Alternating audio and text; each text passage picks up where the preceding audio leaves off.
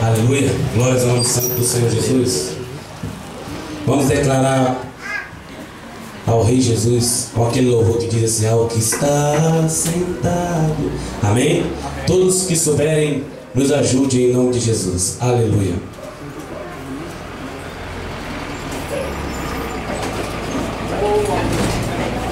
Vou chamar aqui as meninas para nos ajudar, que fazem parte da equipe. Aleluia.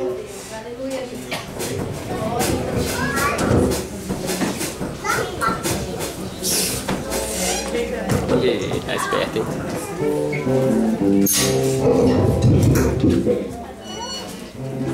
Aleluia. Não cesse de adorar não, queridos. Glórias ao nome santo do Senhor. Bem-aventurados que podem estar na casa do Senhor, porque hoje tem pessoas, inclusive eu recebi uma mensagem hoje do Rio de Janeiro, de uma amiga muito triste, chorando que perdeu um vizinho, um amigo. Ou seja, pessoas estão descendo a sepultura, você está vindo para a casa do Pai adorar. Então, irmãos, se entregue, chore na presença do Senhor, glorifica a Deus, enaltece ao seu Deus por ter te dado essa oportunidade de estar aqui. Enquanto você está vindo para cá para cultuar o Senhor, ele está indo a um velório. Então, irmãos, glorifique e exalte o nome santo do teu Deus, que é o mesmo meu, para a honra e glória em nome do Senhor Jesus. Amém?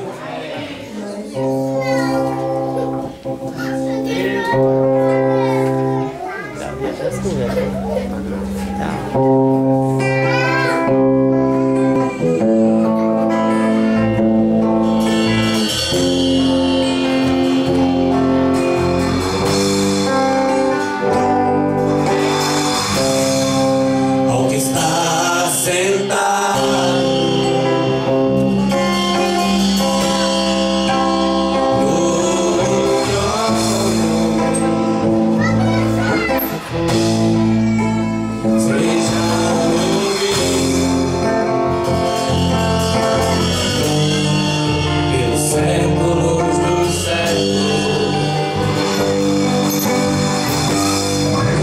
está